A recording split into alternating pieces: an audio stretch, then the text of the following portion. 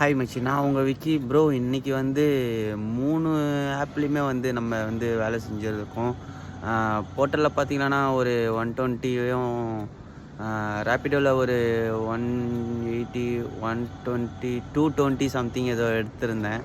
அதேமாதிரி ஓலாவில் வந்து ஒரு 285 ரூபா வரைக்கும் எடுத்திருந்தேன். இது எல்லாமே சேர்த்து எனக்கு ஒரு 700 கிட்ட வந்தது. அதுவும் இல்லாமல் டிப்ஸ் எல்லாம் சேர்த்து நமக்கு 800 கிட்ட வந்தது. நான் முன்னாடியே சொல்லியிருந்தேன், நான் நைட் ஷிஃப்ட் பார்க்கறதுனால நம்மளால் அவ்வளோவா ஏர்ன் பண்ண முடியல.